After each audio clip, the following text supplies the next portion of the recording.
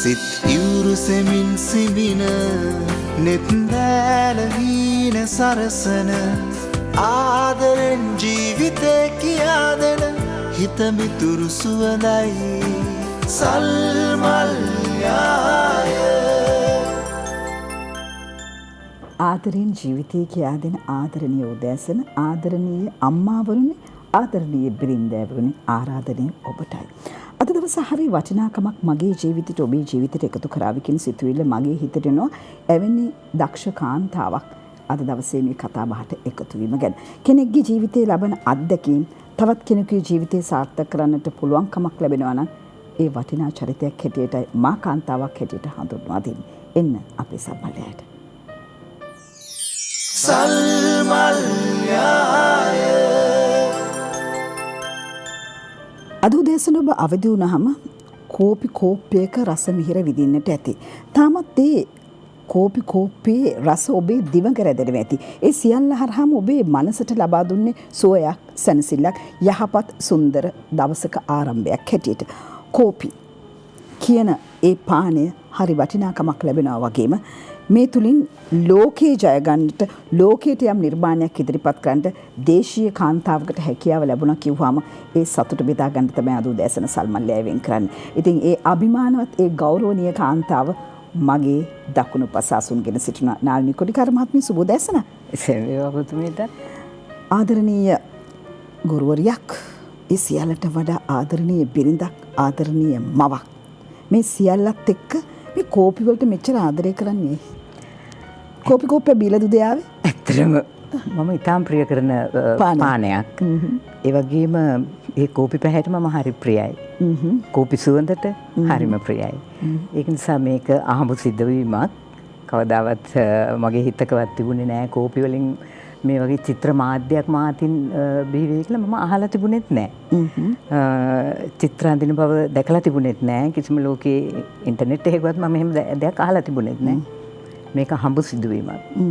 ඒ ගැන පොඩි කතාවක් තියෙනවා කියවර කමක් නැහැ. ඔව් ඒක තමයි මම දැනගන්න ඕනේ. හොඳයි. මගේ දුව මේ වෙනකොට විදේශගතව ඉන්නේ. අපි නිවාඩුවකට ඔමාන් වල පදිංචි වෙලා හිටියේ. එහි ශ්‍රී ලංකා පාසලේ තමයි මගේ ස්වාමියා විදුහල්පති වශයෙන් හිටියේ සොම්බන්දු කොඩිකාර මහතා. අපි නිවාඩුවකට දුවලා ගෙදර ගියා. ඒ ගිය වෙලාවේ එයා අලුත් පුංචි ගෙදරක් හිටියේ. ගෙදර හරි පාළුයි. මුකුත් පේන චිත්‍රයක් නැහැ. ලස්සන වෙලා අපේ ගෙවල් වල වගේ. ඉතින් මට හිතුණා ඇත්තටම චිත්‍රයක් අඳින්න ඕනේ මේකේ ටික පාළු ගතිය ඇරෙන්න කියලා. හැබැයි කිසිම ආම්පන්නයක් තිබුණේ නැහැ. මාධ්‍යයක් තිබුණේ නැහැ. බ්‍රෂ් එකක්වත් තිබුණේ නැහැ. මම ඉතින් ඒ වෙනකොට ගෙදර සියල්ලම කොහෙද ගිහින් ඉන්නේ මං ගියා කුස්සියට. ගිහිල්ලා බලනකොට කුස්සියෙත් කිසිම දෙයක් නැහැ. ඉතින් සුපුරුදු විදියට අපේ කුස්සිවල තියෙන ලුණු මිරිස්, කහ ගම් මිරිස් ඔක තමයි තිබුණේ. නමුත් මගේ ඇස නැවතුණා කෝපි බෝතලේ ළඟ. මම කෝපි බෝතලේ අරගත්තා. අරගෙන වතුර ටිකක් දිය කරලා බ්‍රෂ් එකක් නැහැ. කොලයක් නැහැ. ඔය සෙරම හොයාගෙන මිදුලට ගිහිල්ලා කෝටුවක් කඩාගෙන බ්‍රෂ් එකක් විදියට තලලා නිර්මාණය කරලා ඔබට පුදුම හිතේ මේ නිර්මාණය කොහොමද ලෝකයට මම ප්‍රදානය කරන්නේ කියන එක. බ්‍රෂ් එකක් නිර්මාණය කරලා ඒකෙන් ඉස්සරහා තිබුණ ගහක් ඒ ගහ බලාගෙන ඇන්දා. ඒ බලාගෙන ඇන්ද ගමන තමයි මේ අද සල්මල්ලෑය පුරාම මේ වීවි පැතිරෙ තිබෙන්නේ. කෝපි තම මාධ්‍ය කරගත් අය. ඒ කෝපි තුලින් තමයි මේ නිර්මාණ සියල්ලම යොමු කරන එකක් දෙකක් නැතුවට. ඇත්තටම කිව්ව මේ අලුත් මාධ්‍ය දැන් ලෝකයට හඳුනාගෙන හමාරයි. මා දන්නේ හැටියට අන්තර්ජාලය හරහා අපි විමසීම් කරද්දී ඔබතුමිය ආරම්භ කළ ඒ මාධ්‍යයෙන් චිත්‍ර ඇඳීමේ කලාව අද දවස් වෙනට දෙතුන් දිනකුත් තමන්ගේ නිර්මාණ සඳහා තෝරගෙන තිබෙනවා. නමුත් අපිට හරි ආඩම්බරයක් දැනෙනවා. හරි අභිමානයක් දැනෙනවා. අපේ රටේ අපේ කාන්තාවක් අපේ මාතාවක් මෙවැනි දක්ෂ කාන්තාවක් බවට පත් වෙලා ලෝකයට මේ මාධ්‍ය මේ හඳුන්වා දීම ගැන අපේ ස්තුතිය ප්‍රණාමය අපි පුද කරන සම්මානය. කෝපි පටන් ගත්තේ 2010. ඔව්. හැබැයි මම දොරට වැඩුවේ 2012. ඔව්. එතකම් මට මේක ගැන සැක තිබුණා. මොකද මේක අවට දේශගුණයට මොකක් හරි විකෘති වීමක් වේද කියලා. මොකද කිසිම රසායනිකයක් මේකට මුසු කරලා නැහැ. ඔව් දැන් ඒ විදිහටයි කෝපි කතාව ආරම්භ වුණේ. නමුත් චිත්‍ර කලාව ආරම්භ වුණේ නම් ওই විදිහට නෙමෙයි.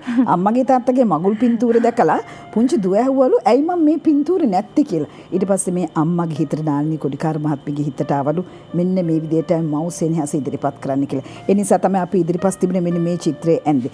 ඇත්තටම කිව්වොත් මේ චිත්‍ර කලාව කියන දේ හරි වටිනාකමක් ජීවිතවලට එකතු කරනවා දරුවාගේ ජීවිතවලට වගේම ඔබතුමී ගුරුවරියක් හැටියට මේ චිත්‍ර කලාව හඳුන්වා දෙන්න කැමති කොයි විදිහටද මේ තමයි අම්මයි දුවයි දුවගේ හිතේ සතුට වෙනුවෙන් අම්මා ඇඳ චිත්‍ර පොඩක් ඒගෙන පළවෙනි චිත්‍රය 1977 මේක ඇන්දේ දුව නිතරම ගිහිල්ලා හොයන දෙයක් තමයි ඇයි මම මේ චිත්‍රේ නැත්තේ කියලා.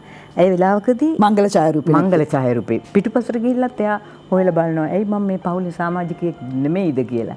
මං හිතුවා දුවගේ හිතට සාංකාවක් දුකක් ඇති දෝයි කියලා හිතාගෙන අම්මයි බබයි කියන මාතෘකාව යටතේ තමයි මේ චිත්‍රය ඇඳුනේ. 1977. ඔව්. දැන් දරුවන් එක්ක බොහොම ගනුදෙනු කරන කෙනෙක් නේ ඔබතුමිය. දැන් දරුවන් මේ චිත්‍රය හඳුනාගෙන තිබෙන්නේ කොහොමද? පොදුවේ දරුවන්ට චිත්‍ර කලාව ඉගැන්වීමේදී. ඇත්තටම මේ හරි පුදුමයි මේ දරුවෝ තුල සැඟවිලා තියෙන සහජ කුසලතාවය ගැන. දරුවාට විශේෂයෙන් අපේ දරුවෝ මම නයිජීරියානු විදුහලකත් ඉගන්නවා. ඊට වඩා අපේ ශ්‍රී ලාංකික දරුවෝ ගැන මම විශේෂිත වූ දේවල් දකිනවා. මොකද ඒගොල්ලන්ට කියපු ගමන් දෙයක් උරා ගැනීමේ ශක්තිය තියෙනවා. ඒ අර අපේ පවුල් පසුබිමත් එක්ක අපේ දෙමව්පිය දරුවෝ මේ යහමඟට යවන්න උත්සාහ කරන දෙයක් කරනකොටගෙන ඒගොල්ලෝ හරි ඉක්මනට ඒ දේ අපෙන් ගුරුවරයාගෙන් ලබා ගන්නවා. ඇත්තටම චිත්‍ර කලාව කියන දේ පුරාණේ ඉඳලාම එන දෙයක්. මේක ඉතාම වටිනා ගුරුවරයෙකුට. මේක මේ ඇත්තටම අධ්‍යාපනික මෙවලමක්. අපි දරුවාට අකුරු කියලා දෙනවට වැඩිය චිත්‍රයක් මගින් අධ්‍යාපනය පටන් ගත්තොත් ඒක තමයි අපේ පළවෙනි පාඩම වෙන්නේ. අපි දීර්ඝ ගමනට අපි ඉංජිනේරුවෝ වෙන්න පුළුවන්, දොස්තරවරු වෙන්න පුළුවන්, මහා මාධ්‍යකරුවෝ වෙන්න පුළුවන්. ඒ වගේ හැම එකටම මූලික උනේ අපි මේ චිත්‍ර කලාව. චිත්‍රෙන් තමයි අපි අධ්‍යාපනය ලැබුවේ. ඔබට උදාහරණයක් ඇටියට මම කියන්නම් ඉන්දුනේ අපේ හෝඩි පොතට ගියොත් ඔව් තියෙන්නේ අයන්න අම්මා. හැබැයි දරුවා කවදාවත් අයන්න කියන්නේ නැහැ. චිත්‍රයයි මුලට කියන්නේ අයන්න, කයන්න කලය, මයන්න මල. චිත්‍රයෙන් තමයි ඒ අධ්‍යාපනය හදාරන්නේ. ඔව් ඒ නිසා තමයි විචාරකයෝ මනෝ විශ්ලේෂකයෝ කිව්වේ චිත්‍රය අනුව සැඟව සිටින භාවයන්ගේ ප්‍රකාශන මාධ්‍යයක් කියලා. මම හිතලා ඔබතුමිය කිව්ව දේ හරියටම හරි ඒ විචාරකයන් විශ්ලේෂකයන් විසින් ඉදිරිපත් කළ කතාවට අපි කිට විරාමයක් ලබාගෙන තව දෙයක් කතා කරමු. සල්මල්යාය අද දවසේ අපි සල්මන් ගැන කතා බහ කරන්නේ අපේ රටේ වෙනස්ම ආකාරයේ චිත්‍රවලට මාධ්‍යයක් ලබා දුන් ඒ මාධ්‍ය හරහා තමන්ගේ දක්ෂකම් ඉදිරිපත් කර අපේ රටේ සිට පෙරපාසල් ගුරුවරියක් ඒ වගේම චිත්‍ර ගුරුවරියක් ආදරණීය මවක් බිරිඳක් නානි කොඩිකාර මහත්මියත් එක්ක. ඇත්තටම ඔබතුමිය අර නයිජීරියාවේ පරිසරය පිළිබඳව කතා බහ කළා. මං හිතන්නේ ඔබතුමිය ඔය නයිජීරියාවේ පාසලක දරුවන්ට චිත්‍ර කලාව උගන්වද්දී ඔය ගෙදර පරිසරය ගැන කතා කරන්න ඕනේ. සෝම බන්දු කොඩිකාර මහත්මයා කියන්නේ ඩී.එස්. නායක විදුහලේ හිටපු විදුහල්පති එතුමා ඔබතුමියගේ ආදරණීය ස්වාමිපුරුෂයා මේ පවුලේ තිබෙන මේ ගුරු ගෙදර කියන පරිසරය මේ දරුවන්ට මේ දැනුම අවබෝධය ලබා දෙන්න බෙහෙවින් ඉවහල් වුණා කියන සිතුවිල්ල තිබෙනවා. මොකද ස්වාමිපුරුෂයා විදුහල්පතිවරයා ඔබතුමිය ගුරුවරිය. මේ බැඳීම කොතම චිත්‍ර කලාව ඉදිරියට ගෙනියන්නට කොයි විදිහට බලපෑවද? ඇත්තටම මොකද මම හිතන විදිහට මගේ ස්වාමිපුරුෂයා තාම රසඥතාවයෙන් පිරුණු කලාව හඳුනන ඒකට දිරිදෙන රසවත් හදවතක් තියෙන පුද්ගලයෙක්. ඒක නිසා මේ අපේ ගෙදර ඇත්තටම බොහෝ දුරට ඔය කලාව අපි ගමනක් ගියත් සින්දු කියමින් යන්නේ දරුවන්ට ඒක උගන්වමින්. මොකද ඒගොල්ලෝ ඇත්තටම නයිජීරියාවේ හැදුනේ වැඩුනේ. ඒක නිසා අපි වැඩිපුර ගමන් යනකොට අපේ සින්දු තමයි කිව්වේ නන්දා මාලිනීගේ අම්මා ගැන සින්දුව. මොකද ඒක යනවා පිටිපස්සේ ඉන්න අර පුංචි හදවත්වලට. ඒ වලින් ඒ රසඥතාවයේ උන්ට අපි බෙදා දුන්නා. ඒ වගේම නයිජීරියාවත් මගේ එක හොඳ සන්දිස්ථානයක් තමයි. මේ නයිජීරියානු දරුවෝ ඇත්තටම දරුවෝ කියන්නේ සුදු පැහැ උනත් චවිවර්ණය කළු උනත් අපිට දරුවෝනේ. දරුවෝ අපිට වටිනවා. කවුරුත් බුදුහාමුදුරුවෝ දේශනා කරලා තියෙනවා පුත්තාවත්තු මනුස්සානං කියලා.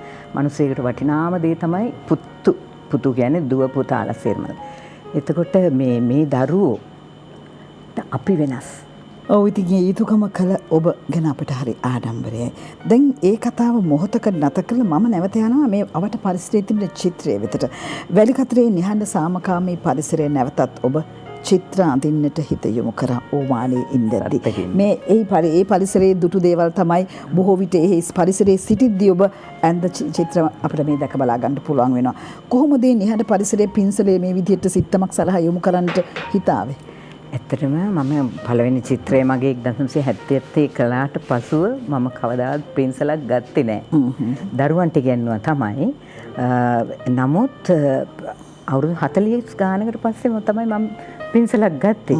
ඒ තිබුණු වාතාවරණය, රටේ තිබුණු සාමකාමීත්වය, ඉතාම සුන්දර රටක් ඔමාන් රාජ්‍යය කියන්නේ. රාජ්‍ය පාලනයත් එමය. ඔමානි ජාතිකයෝ ඇත්තටම කියනවා නම් හරි යුක්තිගරුක, ගුණගරුක, ආචාරශීලී හොඳ පුද්ගලයෝ. කිසිම සද්දයක් නැති රටක්, නිශ්ශබ්ද රටක්.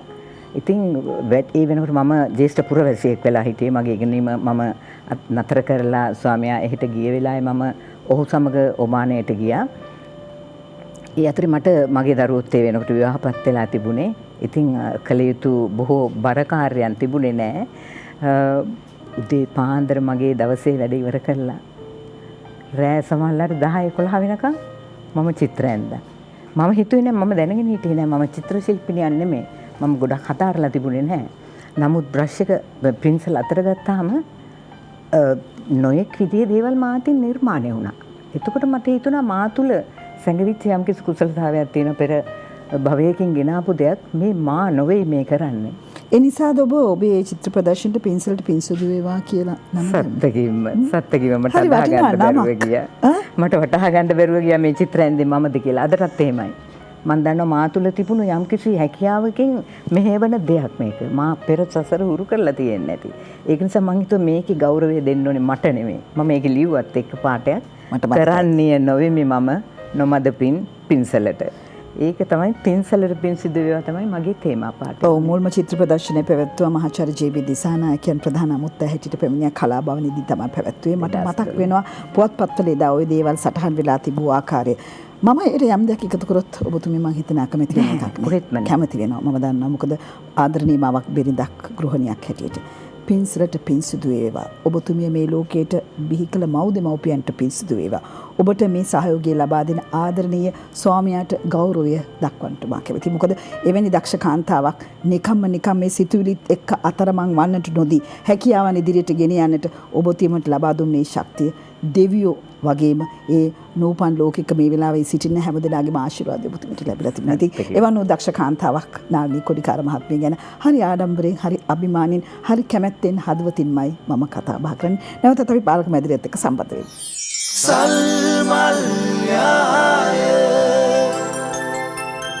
අද අපි කතා බහ කරන්නේ සැඟවුණු චිත්‍ර ශිල්පිනියක් ගැන. මම එහෙම කිව්වට මං හිතන්නේ අසාධාරණ නෑ කියලා නානී කොඩිකාර මහත්මිය මං කියන්නට කැමතියි. මොකද ඔබතුමී වැඩි මාධ්‍ය හරහා පේනවා ටිකක් අඩුයි. මොකද ලංකාවේ හිටියේ නෑ, පිටරටවල තමන්ගේ මෙහෙය ඉෂ්ට සිද්ධ කරා.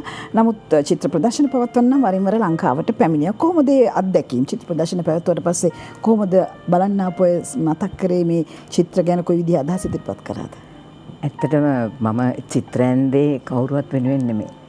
සත්‍යකින්ම කියනවා නම් මම චිත්‍ර ඇන්දේ මා වෙනුවෙන්. මම මේ හැම චිත්‍රයක් සඳහාම මම තෘප්තිමත් වුණා. ස්වයං තෘප්තිය සඳහායි මම චිත්‍ර ඇන්දේ.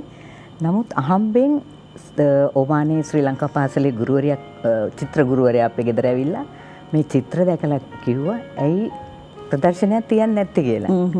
ඕක මූල බීජය හැටියට මගේ හිතේ තැන්පත් වෙලා මම නොකොඩවා චිත්‍ර ඇඳුණා. ඇඳුනෙන් පස්සේ මං හිතුවා ලංකාව දැන් මට ඒ ආරාධනයක් තිබුණා චිත්‍ර ප්‍රදර්ශනයක් පවත්වන්න කියලා. නමුත් මම හිතුවා මගේ රටේ තමයි පවත්වන්න ඕනේ පළවෙනි චිත්‍ර. මම අහම්බෙන් මේ රටේ අධ්‍යාපනය ලැබපු පුද්ගලෙක්. මගේ රටට මම පළමුව මේ ප්‍රදර්ශනය තියන්න ඕනේ කියලා 2012 ජාතික කලා භවනයේ මගේ පළවෙනි චිත්‍ර ප්‍රදර්ශනය තිබුණා. ප්‍රතිචාර ගොඩක් හොඳයි. හැබැයි මම විකුණන්න චිත්‍ර ඇඳපු කෙනෙක් නොවන නිසා වාසනාවකට කොහෙද එකක්වත් චිත්‍ර විකුණුනේ නැහැ. මම ඒක ගැන අතිශයින්ම සතුටු වෙනවා. මේ පොතක් පුරා ප්‍රතිචාර ලැබුණා බොහෝ දෙනාගෙන්. දෙවනුව මම ඒ චිත්‍ර ආපහු රැගෙන ඔමානයට ගියා. එහිදී ඔමානයේ මස්කට් නගරයේ අල්ෆලාජ් කියන හෝටලේ ජාත්‍යන්තර මගේ පළවෙනි චිත්‍ර ප්‍රදර්ශනය එහි පැවැත්වුණා. ඒ 2013 වෙන්න ඕනේ. ඒක අපි සාර්ථකයි කියන පැත්තෙන් ආර්ථික වශයෙන් බොහෝ ඉල්ලීම් වලට ගොදුරු වෙලා දින කීපයක් පුරාම පැවැත්වුවා කියලා ආරංචි. ඒ තුන්වෙනි චිත්‍ර ප්‍රදර්ශනය මාසයක් පුරා පැවැත්වුණා සිටි සීසන්ස් කියන හොටෙල් එකේ. මේ අල්ෆා ලාජ් කියන හොටෙල් එකේට ආවේ ගොඩාක් ශ්‍රී ලාංකික අය. ඒගොල්ලෝ කවදාවත් දැකලා තිබුණේ නැහැ මේ කෝපි නිර්මාණය. මම මේවා නෙමෙයි ඇඳලා තිබුණේ. එතකොට අපේ ශ්‍රී ලාංකීය සම්ප්‍රදායනුකූල චිත්‍ර හංසපූට්ටුව, බේරුඩ පක්ෂියා, රණමයුරා, අන්නාසි මල, ගජසිංහ, නාරිලතා ඔය වගේ චිත්‍ර මම ඇඳලා තිබුණේ. ඒවට ඒ පුද්ගලයෝ අතිශයින්ම කැමතුණා. මොකද අපේ දේශීය දේවල් නිසා. ඒවා බොහෝ කොට අලවි මට්ටමට වුණා. ඔව් දැන් අද දවසේ මේ චිත්‍ර කිහිපයක් රැගෙන ඇවිල්ලා තිබුණා සල්මල්ලෑ පුරාම මේ තිබෙන්නේ ඇය විසින් ඇඳේ ඇගේ සිතුවිලි සහ නිර්මාණ. මොකද සල්මල්ලෑ වෙනුනුත් ඒ චිත්‍රයක් ඇඳගෙන ඇවිල්ලා තිබුණේ වැඩසටහනට සහභාගී වන්නට ඕනේ නිසාම. මම කැමතියි ඔබතුමී මේ චිත්‍රය ගැන පොඩි විග්‍රහයක් කරනවා නම් ඔය දකුණු පසින් තිබෙන චිත්‍රය ගැන. ඔව් මට ඉල්ලීම පරිදි මට ආරාධනාවක් ලැබුණ සල්මල්ලෑයට සහභාගී වෙන්න කියලා. මම බැලුවා මේ තියෙන චිත්‍ර සේරම මේවා අප්‍රිකානු චිත්‍ර, මේවා ඊජිප්ෂන් ඒවා ඒ වගේ දේවල් නිසා අපේ රටට ගැලපෙන චිත්‍රයක් මෙතෙන්ට අවශ්‍යයි කියන නිසා මේක ඇත්තටම ඊයේ මම ඇඳලා ඉවර වුණේ. ෆයිනල් ටච් එක තිබුණේ ඊයේ තමයි. ඉතින් මෙන්න මේ සුජාතා කිරිපිඩු දාණය දෙන චිත්‍රය. නමුත් මම ඕක නම් කළේ නෑ මේ සම්ප්‍රදායනුකූලව සුජාතා දේවියගේ කිරිපිඩු දාණය කියලා. මම ඒක නම් කළේ පැතුම් දෙකක් ඉටු වුණදා කියලා. මොකද එතන කියවෙන කතන්දර කීපයක් තියෙනවා. ඇතුළත සම්පූර්ණ වෙච්ච මේ පණිවිඩයක් මෙතනින් කියනවා. ඔව්. සිදුහත් තාපසයන්න් වහන්සේ බුදු වෙන්න යන බවට ප්‍රාර්ථනා කරලා රන්තලිය දැම්මේ සුජාතා කිරිපිඩු දාණයෙන් පසුව. ඒ එක පැතුමක්. අනිත් එක තමයි දරුවෙක් නොලබා සිටි සුජාතා දේවියට දරුවෙකු ලැබීම ප්‍රීතිය නමින් රුක් දෙවියා කියලා හිතාගෙන කරන පූජාව ඉටු වෙච්ච දවස. බලන්න මේ චිත්‍ර ශිල්පය කියන කලාව කොතරම් වටිනවද කියලා. මේ චිත්‍රය තුළ කොතරම් දේවල්, මේ චිත්‍ර ශිල්පිනියගේ හිත තුළ තියෙන දේවල් මේ චිත්‍රයේ පින්සල් වලින් ඇය ඉදිරිපත් කරනවාද කියන සිතුවිල්ලට හොඳ සාක්ෂියක්. ඒ නිසා චිත්‍රය කලාව කියන්නේ හරියට භාවනාවක් වගේ දෙයක් කියන දේ මම හිතන්නේ 아무තුවෙන් අපි හඳුන්වා දෙන්නට ඕනේ. දැන් ඔබතුමිය එක තැනකදී එක වචනයක් කිව්වා. මගේ මේ හොඳට හිතට ආපු දෙයක් තමයි මම චිත්‍රය ඇඳේ කා වෙනුවෙනුත් මේ මම වෙනුවෙන් කියලා. මේ පොත් ලිව්වේ කවුරු වෙනුවෙන්ද? ඒක හොඳ ප්‍රශ්නයක්. ඔව්. ඒක මොකද මුල්ම පොත තමයි එකමුතු වීමට කාලයයි මේ. ඇත්තටම කිව්වොත් මේ හරි වචන එකමුතු වීම කියන එක මේ ජීවිතේ ජය ගන්න, සමාජයේ ජය ගන්න, ලෝකේ ජය ගන්න එකමුතු වීම හරි අවශ්‍යයි. මේ වගේ තේමාවක් එක්ක තමන්ගේ මුල්ම පොත ලියන්න හේතුව මොකද්ද? ඕක නාට්‍යමය පොතක්. මම පෙර පාසලේ ඉන්න කාලවලදී මම මගේ දෙමව්පියන් එකතු කරගෙන නාට්‍ය පුහුණු කරපු කෙනෙක්. නාට්‍ය ලිව්වෙත් මම. ඒ වගේ මේ ලුම්බිනි රංගහලේ අපි කීපයක්ම පෙන්නුවා. මගේ ගුරුවරු මගේ දෙමව්පියෝ. ඒ කියන්නේ මගේ පාසලේ දරුවන්ගේ දෙමව්පියෝ වෙනුවෙන් තමයි ඕක ලියුනේ. ඒකට පාදක වුණේ ඉංග්‍රීසි කතාවක් තියෙනවා enormous turnip කියන එක. ඒකේ කතාව සිංහලයට පරිවර්තනය කරලා සියලුම ජාතීන් එකමුතු වෙලා යම්කිසි කාර්යයක් කරන්න පුළුවන් කියන එකට තමයි මේ පොත ලියුනේ. ඔබ අහපු ප්‍රශ්නෙට මම උත්තර දෙන්නම්. දරුවෝ වෙනුවෙන්. දරුවෝ වෙනුවෙන් කිව්වහම ඔබතුමී ලියලා දේවල් ගත්තාම මේ අලි හෙන්ඩුව මට මේ පොත අතට ගත්තාම මේක තප්පර කීපයකට පෙර මම මේ පොත ඔබ දකින්නට ඇති. මේ මට මතක් වුණා සිබිල් වෙත්තසිංහ මහත්මිය. මේ එතුමියගේ චිත්‍ර කලාවත් එක්කම මේ දරුවන් වෙනුවෙන් මොකද එතුමිය ඒ තරම් චිත්‍ර ඇඳලා තියෙනවා. මේ වර්ණ සංයෝජනේ මේ සියල්ලම මේ අලි හෙන්ඩුව කියන පොතට ඔබතුමිය එකතු කරලා තිබෙනවා. පොතේ දරුවන් ළමා කතාවක් විය හැකි මේ පොත. ඉතින් මේ චිත්‍රයත් හරි වටිනාකමක් තිබෙනවා. ඔව් මහා අපේ රටේ මේ තාම ශ්‍රේෂ්ඨ චිත්‍ර ශිල්පිනියක් තමයි අපිට සිබිල් වෙත්තසිංහ මහත්මිය. ඇය මගේ කුළුඳුල් චිත්‍ර ප්‍රදර්ශනයටත් මගේ ආරාධනාව පිට එතුමිය ආවා. ඕක ඇත්තටම දරුවෝ වෙනුවෙන් සත්ව කරුණාව පිළිබඳ තේමාවකට ගත්ත පොතක්. ඒ වගේම සුනාමි මිතුරු මිතුරොත් ඇත්තටම සුනාමි ඕවා ලියවිලා තිබුණේ දැන්ට අවුරුදු 15කට 20කට ඉහතදී. සුනාමිය නම් 2009 කොහෙද මේ වුණේ? ඒ මෑතක ලියපු පොත. එතකොට මේ පොත් ඕක ලියුනේ ඇත්තටම මේ අපිත් අසරණ වෙච්ච වෙලාවට සත්වයක සමානයි. අපිට කාත් කවුරුත් නැහැ. ඒ දියබට ගහගෙන ගිය සියලුම සත්වයෝ එකම සිතවිල්ලක ඉන්නේ. මරණයත් එක්ක බයකුත් එක්ක අසරණ වෙච්ච අවස්ථාවක්. මේ දරුවා අසරණ වෙලා කාත් කවුරුත් නැතුව ඇඳුනුත් නැතුව දියඹේ ඉන්නකොට අපිට වෙනස් කරන්න බෑ මා මිනිසෙක් කියලා. ඔව්. මමත් සත්වයෙක් පමණයි. ඔව් ඉතින් ඔය හිත තමයි හැමදේටම මොල් වෙලා තිබෙන. හිත මෝරණ තුරු කියන පොතත් මගේ අතේ තිබෙනවා. නමුත් මේ පිටකවරේ මේ එතුමී අසුන්ගෙන සිටින ආසනයේ පිටපස්සෙත් තිබෙනවා. ඒ කතාවත් හරි වටිනාකමක් එකතු කරනවා. ඔව් සිත තමයි හැම එකටම මූලික වෙන්නේ. මනෝ පුබ්බංගමා ධම්මා. ඒ වගේ ඔබ කියනවා හරි. එතකොට මේ සිත මෝරණ තුරු කියන මම පොතට නම දාලා තියෙන්නේ. ඔව්. අපිට කිසි දෙයක් කරන්න බෑ. අපි මේ සිත පෙරටු කරගෙන මිසක් සිතෙන් තමයි අපි දෙයක් කරන්නේ. අපි හිතුවට මේ වචන කතා කරන්නේ. ඔව්. අපි මේ චිත්‍ර අඳින්නේ ඒ සිත ඇතුළත ගොනු වෙලා තිබුණු දේවල් තමයි අපිට එන්නේ. ඔතන තියෙන්නේ බෞද්ධ සාහිත්‍යමය කතාවක්. බොහෝ දේවල් අපිට පිනක් කරන්න බෑ. ඒ පින කරන්න අපි ළඟ මෝරණ සිත මෝරන්න ඕනේ. අපිට දානයක් දෙන එක බුදුහාමුදුරුවෝ කියලා තියෙන්නේ. දානයක් දෙනවා කියන්නේ යුද්ධයක් ජය ගන්නවා වගේ. මේ අතින් අපිට දෙයක් කෙනෙකුට දීම ඉතාම අපහසුයි. ඒ පුරුදු කරගත්ත සිතකට පමණයි දානයක් දෙන්න අත දිගෑරෙන්නේ. ඒ සිත මෝරපු කෙනෙක්ගේ. දැන් ඔබේ සිත ඔය විදිහට මෝරලා තියෙද්දි ගීත ලියන්නත් සිත කොයි විදිහට මෝරුවද? ගීත කලාව පෝෂණය කරන්නට. ඇත්තටම ගීත නෙමෙයි මම ලිව්වේ. ඔබ පිළිගන්නේද මන් දන්නේ. මම ලිව්වේ කවි. කවි පොතක් නිර්මාණය වෙමින් මේ වෙනකොට තියෙනවා.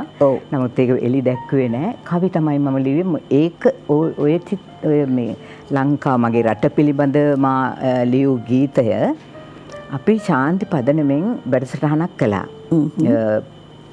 අපේ කම ආරක්ෂා කරගන්න, අපේ බෞද්ධකම ආරක්ෂා කරන්න, අපේ කලාව ආරක්ෂා කරගන්න, අපේ දේශීය ආහාර පද්ධතිය ආරක්ෂා කරගන්න. ඒ වගේ වැඩමුළුවකදී මම මාතෙන් ලියවිච්ච දෙයක් තමයි මගේ රට ගැන කවි පෙළ. ඒක විශාරද ජගත් වික්‍රමශූරීන් අතින් ගායනය කරනවා. සංගීතයත් ඔහුමයි. සතර වටින් සයුරින් නැලවෙනවා, සතර වරම් දෙවි බැල්ම හෙලනවා, සතර නිදන් පොළොවෙන් මතු වෙනවා, සතර දෙසින් ගුණ සුවඳ දැනේ. නමුත් මේ කවි පෙළ අපට හැඟුණේ ඉතාමත් සුන්දර ගීතයක් හිට. නමුත් කවියයි ගීතයයි ඒ අතර වෙනස අර සංගීත කණ්ඩත් එක්ක බොහොම අපූර්වට සංකලන වෙලා තිබ්බා. නාලිනී කොඩිකාර කියන්නේ දැන් ඔබට ඇයගෙන කොහොමද හිතෙන්නේ? මට නම් හිතෙන්නේ ඇත්තටම කිව්වොත් දක්ෂ කාන්තාවක් නෙවෙයි, අති දක්ෂ කාන්තාවක්. රටේ අභිමානය, රටේ ගෞරවය ඉහළට ඔසවා තබන්නට ඇය තුළ තිබෙන ශක්තිය, අභිමානය මෙතකයි කියා කිව නොහැකියි. ඇත්තටම කිව්වොත් තමන්ගේ ජීවිතයේ ජ්‍යෙෂ්ඨ පුරවැසිභාවයේ කඩීම පසු කරමින් සිටියදී ඇය මෙතරම් සූර කාන්තාවක් හැටියට මේ චිත්‍ර කලාව හරහා අපේ හිත සුවපත් කරන්නට ගන්නා උත්සාහයට අපේ ප්‍රණාමය. අපි බෙහෙවින් ස්තුතිවන්ත වෙනවා නාලිනී කොඩිකාර මහත්මිය. ඔබතුමිය අද දවසේ සල්මල්ලයට ඇවිල්ලා ඔබතුමියගේ අත්දැකීම්, දක්ෂකම් මේ විදියට තවත් කෙනෙකුගේ ජීවිතයට එකතු කරගන්න ලබා දුන්නා වූ සහයෝගයට අපේ ප්‍රණාමය. බෙහෙවින් ස්තුතියි. එහෙමනම් තවත් දවසක හැම ජීවිතේ සාදරයෙන් කියදෙන සල්මල්ල.